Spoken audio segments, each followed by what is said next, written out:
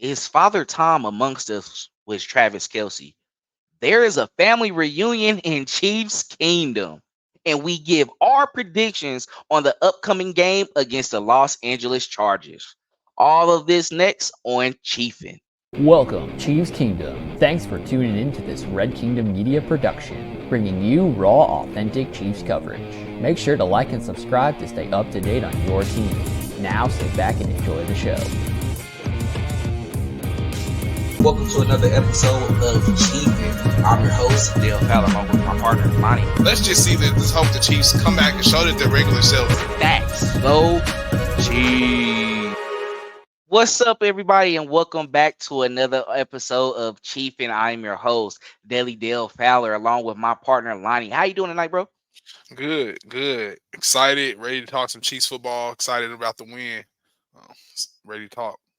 Facts, man. We definitely are coming off a victory against the Atlanta Falcons. We definitely have a lot to talk about today as well, too. Some interesting topics that is going on with Chiefs Kingdom. So let's just go ahead and get into it.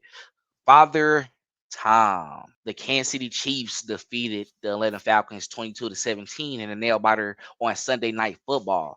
Earlier this week, Andy and Patrick were asked about Kelce's production so far, and they were not worried at all about it. Kelce also mentioned this week as well, too, that he's also more worried about winning games other than stats. So, has Kelce lost a step, or is opposing defenses just locking in on the star tight end? Yeah, so I think this is more opposing defenses had just began to respect Travis Kelce a lot more and really give him the respect that he is warranted for just so many years now. After the consecutive 1,000-yard season he has put up, you would think he would get a little bit more respect in these past couple years, more than what he has got now. But it just seems, I think it's just more microcosm of them just respecting him a lot more, and him just being an elder statesman in this league and a big producer in the offense. So I don't want to center the conversation around him losing a step, because I'm not gonna lie and say that's not what I thought when I first seen the stat line from Travis Kelce. Him not being as pivotal in the offense as he was in his career as we know him to be. So I don't want to center the conversation about him around him being older and losing the step, because per Dan Orlowski and Jason McCourty on Get Up, he's getting open. I don't know if it's between Mahomes not trusting his tackle, or him just finding somebody else, Rashee Rice, a younger guy that's just seeming to get open a little bit quicker than Travis Kelce, or just be in a certain spot, or the spot that Kelce may used to be in. So, and I want to just shed light on the fact that I know Andy Reid spoke to the point, and even commentators have been speaking to the point that during the special teams period, Travis Kelce and Mahomes have a time where they work together, and they work on special things and just different things, like in the red zone or just special routes and things like that. Andy Reid was saying that Rashee Rice is always there and he's listening. He said he didn't really understand it last year, but he was able to kind of pick it up, and now you can see it kind of paying off, and it just shows. So I don't want to say that Kelce is losing a step. I'm just saying that Mahomes is probably finding a second best friend, somebody else that he can rely upon other than the 35-year-old Travis Kelce. That is old in football. We both know that. So I'm not going to say that he's losing the step necessarily, but I will say that Mahomes just looks like he's finding someone else. And Kelce's still getting open. He still got it. Don't get it misconstrued, people. Look at the film. You could take the all-22 shot. It's been everywhere. So he's getting open. It's just Mahomes is finding somebody else. He's getting it out quick. He has some younger tackles in there, so he's not holding on to the ball as long. That has cost him in years past. So I just think it's just a microcosm of all of that. So when it comes to this conversation, I don't shy away from, defending my guy, Travis Kelce, but, I do think it could be a mixture of both. Now, I do like that you brung up that, Jason McCourty and guys like Danny O, mentioned that, hey, even at that age, what we're talking about, he is still getting open. I think what a lot of us are seeing is when they definitely pay back the instant replay and go through it and you look at it, we're not seeing that same connection when Mahomes get out the pocket and Kelce is aware of getting to a certain part of the field and knowing that, and then, of course, making the play. We saw at times where it's like he went one way and Mahomes with another, and they weren't keying in on that. Now, I do think it does play a factor when Rashee Rice is balling out, how he's balling out at this point, and then he's doing the same thing that Travis Kelce does as well, but he's a lot quicker and a lot younger. If I'm Travis, I'm not really worried about people thinking that I'm losing a step. You're going down a route something similar to Rob Gronkowski, someone who is considered to be one of the greatest tight ends to play the game, and you're in that argument with that. People fail to realize Kelce, he missed his rookie season due to a ACL injury. He was out for the year. So that kind of, helped extended his year more because he had that time of rest, and then he played the next season after that, and he's been going strong ever since. I don't need you to get 1,000 yards every season now at the age of 34, at the age going on 35. That's why we went out and drafted guys like Rashee Rice and Xavier Worthy, because we know that it's time to add more weapons into the system. It's okay, Chiefs fans, if he has lost a step. That's perfectly fine, because you know when it's going to ramp up in those mid moments down the stretch later on in the season, and when it comes to postseason, because that veteran experience, that knowing when you're in the moments of it's win or go home and you have to make a play, we're going to have one of the greatest out there to be able to do that. So all in all, it's not really much of him losing a step. Like you said, he has found a friend, someone in Rashee Rice who has a little bit more in the tank and is able to get a lot more effort. Kelce, he's still killing them guys on the other side, regardless of being 34 or 35. Maybe a tad bit slower because, he didn't, of course, he's living this life now where he's a 3-time champion, has a superstar girlfriend, probably wasn't out there working as much as well too, which is okay. Like, when you get to this point in your career, you should be able to do that. I'm sorry, but I know you want to say something. See, but I don't want you to put that narrative out there and build on top of that. Don't build on top of that narrative that everybody else is gonna throw at Kels. And I'm just gonna say, man, I want y'all to accept it though. If you gave these people a tomahawk steak cooked perfect, they would say, "Where's my filet mignon?" Like, I mean, if a 35-year-old Travis Kelce was leading the Chiefs in receiving, red flag. It's a problem. I mean, that's probably a headline on every sports social media and everywhere. It's the biggest headline. Why is 35-year-old Travis Kelce leading the Chiefs in receptions and yards? So, did they solve the problem? Nope. It's a lose-lose here. So, I mean, you can say but that. It's not a lose. But it's not a lose-lose with Kelce because it's okay. Jason, his brother, was doing this as well too towards the end of his career. It's like, I'm flirting with retirement. I want to go, but I do love the game. He loves the game, and he's telling you. And I think his older brother is helping him make his mind a lot quicker, not telling him and promoting him to go. But it's just like when you have that mentor. They have done all this so you can see how you can follow along and make the best decisions for you. He's doing a lot outside of the game as well now as well. What I'm telling fans is that's okay. That's what players do towards the end of their career. We're not going to see a Mahomes or the younger guys doing movie shows and TV shows like that all the time due to the fact that they're heavily in depth, they're heavily deeply involved in the game right now. He got to think about post-career. He has to have that bag ready afterwards. We didn't see the show that's coming up when we saw his face on the graphic. They showed it on Sunday Night Football. They promoting it. I think he's fine with it. But you can't take away his competitiveness for the game. LeBron James did a whole movie and still trying to play and go for the playoffs. He left Cleveland to go to LA to get ready for that second career outside. And LeBron fans is defending that. Why can't we defend Kelce? We don't gotta play into everybody's narrative and be sad about that. I don't care anymore. I'm gonna be honest, like after being 3-time champions, I don't care. I don't care. We not saying we do what we want, but the guy that we paid $500 million to, he's still out here. He's the one who's supposed to lead the team. He's leading the offense. You got your guy who's handling it all.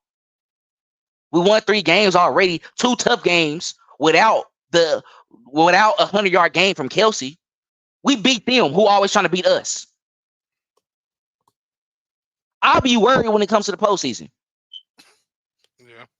Because he's gonna want that 3P. He's gonna want number 4. I mean, And leave with number 4 and on just a listening to 3P. you and listening to you talk about it. I mean, you should be just scared just alone. I'm gonna just leave it here. Just the fact that he didn't show up in those games and we still won, that should be a red flag for the rest of the league. I mean, Exactly. because that's just somebody like what kid. That means what are the possibilities here if he does show up and get a touchdown or 2 in the red zone? I mean, are we talking about 2 touchdown blowouts? That's what are you talking about now? So like, Yeah. I think it's a more scary thing that he didn't show up. So Yeah. I think we'll see him later in his career. He's just later in his career, like you said. Just this is what we're Just gonna see. let's just like they can say that, oh, with him not showing up, how can his last? It's like, oh, he's not showing up right now. He beat these good teams. What happens later on in the future? So this definitely, of course, was going to be something that we dive deep into. I think a lot of people wanted to, get into this conversation. Uh Travis Kelce, we not worried, brother. We know that you got it. You're gonna be prepared once the postseason comes. That's all that matters to me. So I think we cool with that. But before we go ahead into our second topic, please make sure to follow us on all our social media platforms at Red Kingdom Media. Also, like and subscribe to our YouTube channel as well too. We're trying to get up to 250 followers so we can be halfway to 500, and then we can get a giveaway when we get to 500. So come on, tap in with us. Make sure that you also in the description sign up for the Home of the Chiefs podcast to be an interview guest on there. That way you can come on, talk about your fandom of being the Chiefs, talk about your fandom of being with another team as well too, and just talk some football as well with what's going on in the current season. So Clinton and Shannon runs that. So if you want to be a part of that show, make sure to check it out, and also subscribe to our Substack as well too. We have daily newsletters that's coming out. We have our pregame and postgame article that comes out with me and Rod. Those are paid as well. So if you want to become a paid member and get those exclusive coverage, tap in with us. And then also tap in with the shirts as well. We got shirts going out. We got shirts. Hit up me, Lonnie Clinton, put in the order. That way we can go ahead and get you one of those Red Kingdom shirts as well too. All right, now jumping into our next topic, family reunion. Who we introducing? Who we introducing? Kareem Hunt was elevated to the active roster on Tuesday. Reid said he will get him involved in the game on Sunday, but it will be a running back by committee. What must Hunt do to separate himself and take over the RB1 spot? Say, well, it's my cousin Reem. Nah, I'm not gonna go that way though. No, I think it'll definitely be running back by committee until someone makes a mistake.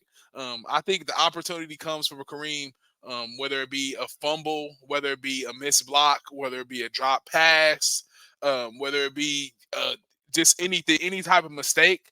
I think that'll open the crack or a door for Kareem to kind of put his foot in to show his talent and what he could do at that position.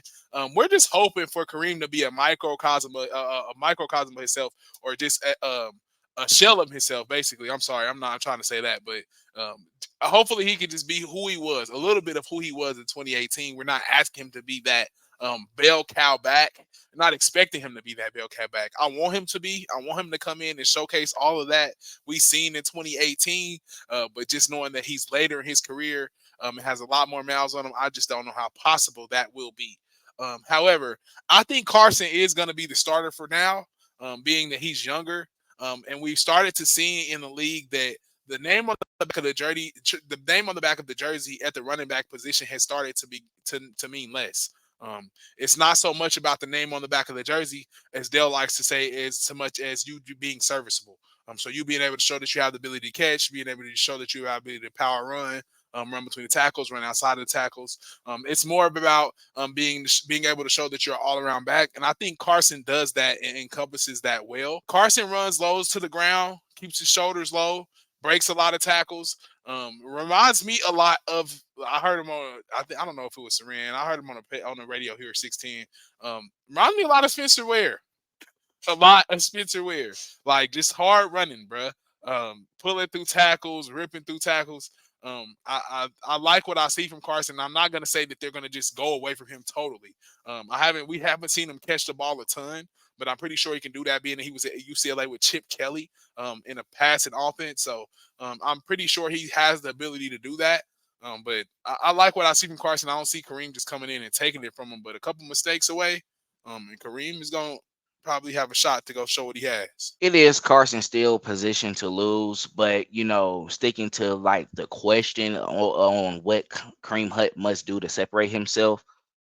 Honestly, I know how you talked about the running differences and the similarities with, Carson Steele and Spencer Ware, and that was probably a good comparison just due to the fact of like their body type as well too, and you being that type of runner, that's the kind of way that you will be going with that, right? But you what we seen with Kareem in 2017 and partially in 2018, my God, when I look at those screens, and we were just looking at it together the other day as well too, it is very reminiscent of Jamal Charles. I'm sorry. And when you're able to do this in that offense, Kareem Hunt can have a 5 touchdown game like him too. Now, I know that, age becomes a factor, and, you're not going to be who you were before. I do think that once he, break a couple runs, once he shows that, that same type of play style that we were able to see beforehand, um, I think they will be like, okay, we may need to implement this in the offense a little bit more. It will be a running back by committee. It was a running back by committee when Pacheco wasn't injured. So when it all comes down to it, it's just you're gonna have to be able to show up in the reps that you have. J.K. Dobbins, he came over from Baltimore and went over to the Chargers, right? And he had a couple breakout games that was able to, earn him that running back one spot with the Chargers. And when you're in this type of position now and in a running back position, we know that the value of that has kind of went down. However, if it makes sense and you're making this engine go, and we're trying to find that extra spark as well too, because we are moving the ball very well down the field, but we do need guys who are able to get the ball into the end zone, and that's something that Kareem Hunt did in Cleveland as well. He had 9 touchdowns in total. Once he gets to the 3 yard line down in the two, it's a for certain that he will get into the end zone. That's what can separate him from Carson Steele and Samaj P. Ryan when we get to those moments. Kareem, show up, show out, put points on the board. Patrick Mahomes and Andy Reid want you a part of that offense, along with Matt Nagy as well too. So, and he played within the Matt Nagy system. You muted. Go ahead, say what you gotta say. Yeah, and I was gonna say that. He played in the system. I think he already has a leg up on a lot of guys. So I didn't really touch on the point of the part of the question. I really focused on the running back committee part, but I don't think he really has to separate himself. I mean, I think he's already a leg ahead. He's been in the offense. Not only was he in the offense, he was a focal point in the offense. So they were drawing up stuff specifically for him. And watching the game against the Chargers, recent like it was like I think that had to be a little bit before 2018. It was Alex. So I think it might have been I think it was that 2018. Kareem was that his rookie year. He left his sophomore years when he got So cut, he got right? there in 2017 and left in Yeah, so 2018. that was 2017. He just had like a day with Alex. I was like, oh my god, Andy Reid getting down there and running the balls in between the tackle, but it's like it's 27 back there working. So of course, not letting the first man bring him down. So like I think if he can do that, I just don't want to go in with my hopes up here for Kareem, Right. and then So like I want to let him kind of build himself, like do what he needs to do to build himself up so he can be that person. But I know he's itching at the bit, chomping at the bit to go finish what he thinks he's supposed to already been done had. But I've been talking things into existence lately. That's why I feel like I had to mention that about Kareem because I don't think people want it on that level anymore. They don't want. They don't. They took it away from Reed. They took him. They took Tyreek. They had to get him out of here. We had to trade him. They wanted to dismantle that offense because it was going to be very troublesome. I think Kareem understands that, man, this is a full circle moment for him. I messed up my career here.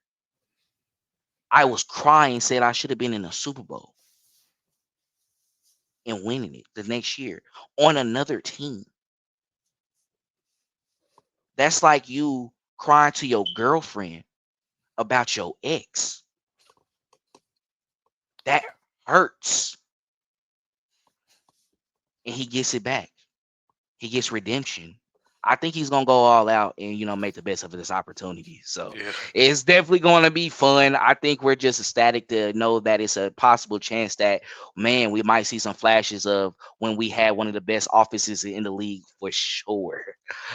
All right, going into our last topic, Sunday predictions. What are your three keys of victory on Sunday, and who will stand out on the offense and the defensive side of the ball? So my first key to victory is gonna be stopping the run.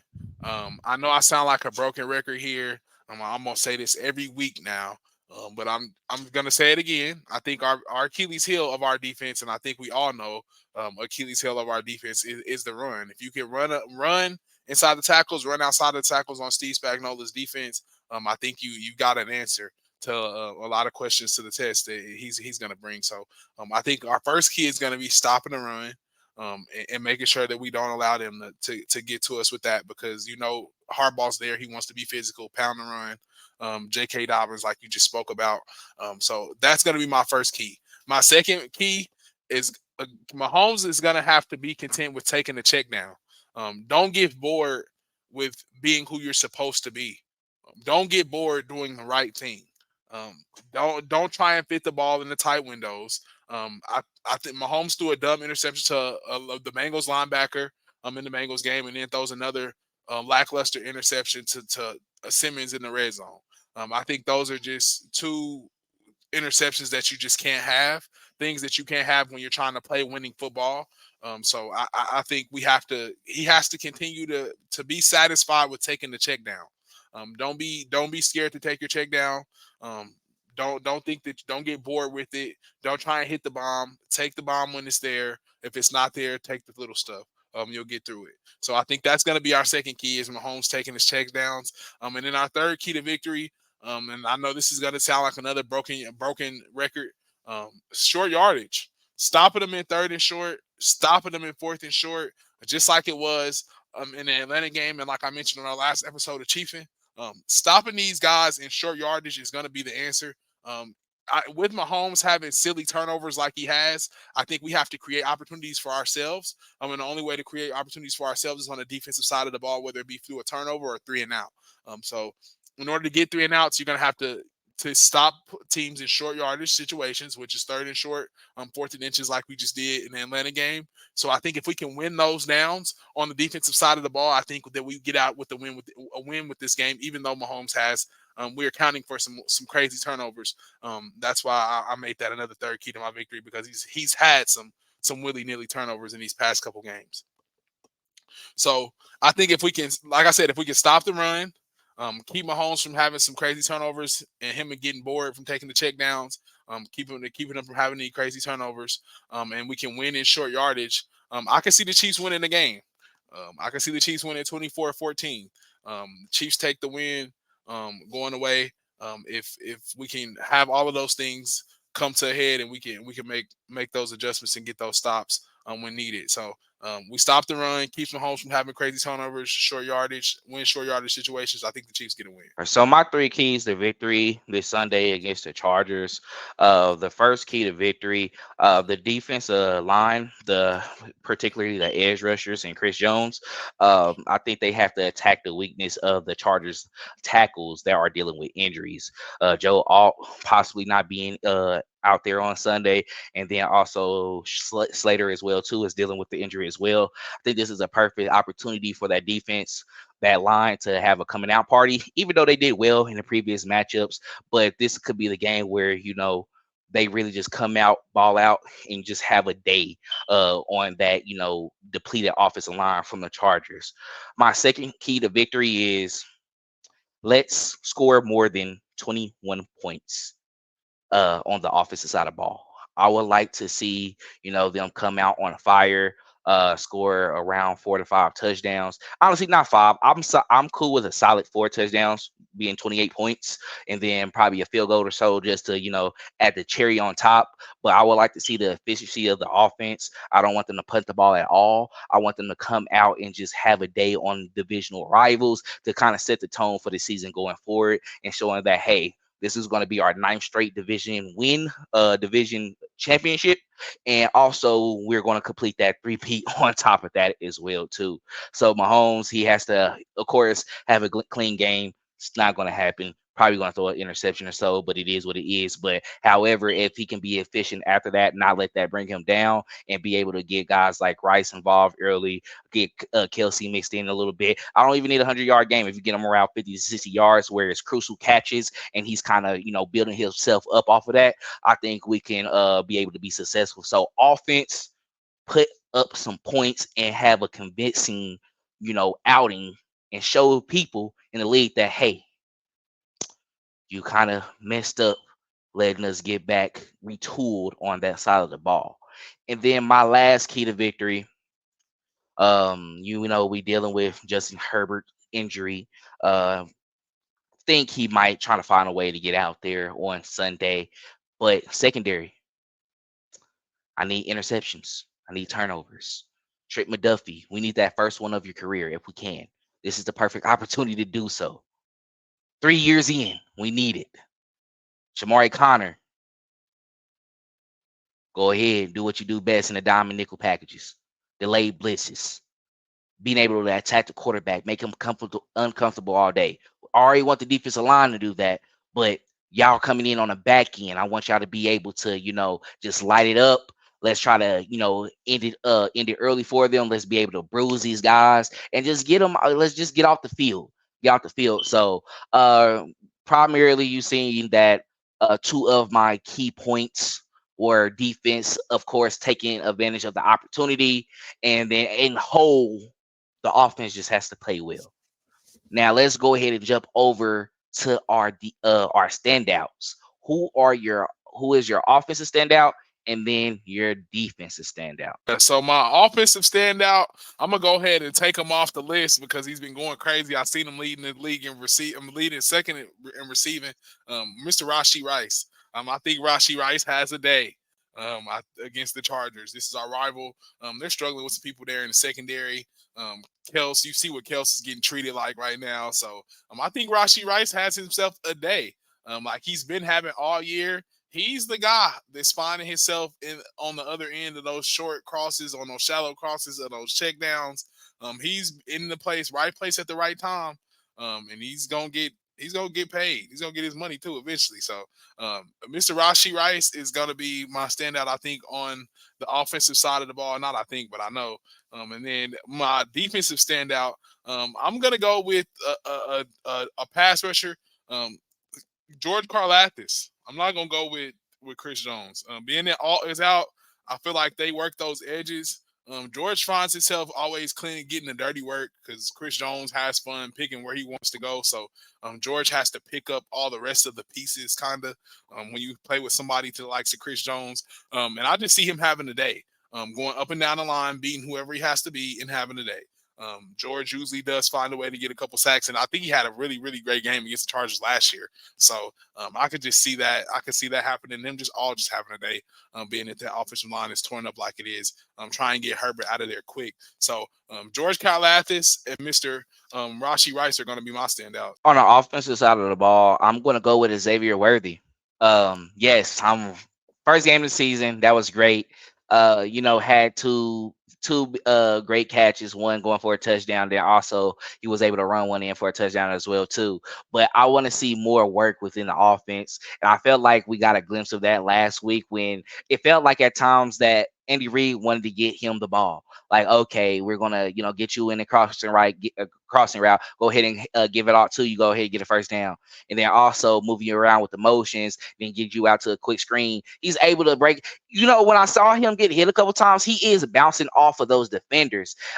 He wants to take off, but I think he hasn't, really been able to hit that second gear yet. But that one time in that game against the Ravens, so I feel like this is a perfect opportunity, especially against a divisional rival team, where I feel like a lot of players who end up being who they're supposed to be, they have those type of games against the Chargers. Kareem Hunt against the Chargers. Tyreek Hill against the Chargers in Pat's first game starting in a regular season and not having to go in at the end of the season. And he had a phenomenal day.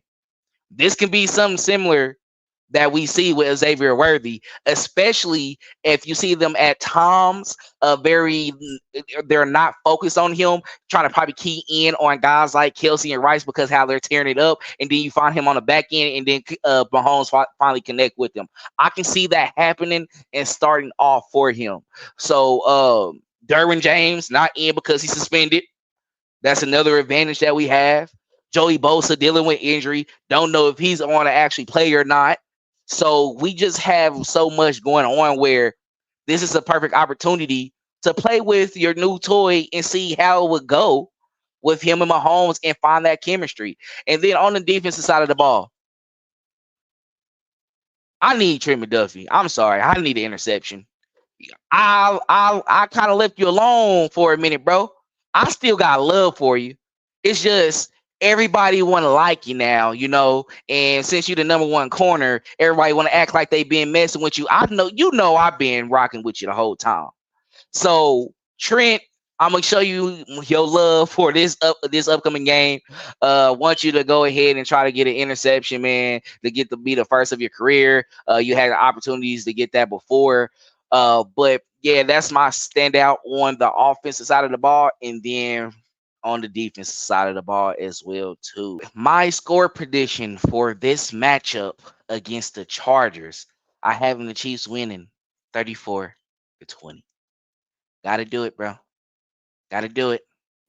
Um, you know, I think it's just that time for them to actually bust out, and just do something offensively. Pause. But at the same time, I know that typically after they have a couple of those games, it's like, okay, the first game of the season they wake up, seems like they find it. That second game, it's a little rough, you're grinding it out. Couple times that third game was their breakout game and showing what it is. This year it was we got the win at least, but it wasn't as pretty. We need that pretty one now. I think we need that pretty one now, and it could be next week on Monday night against the Saints before the bye.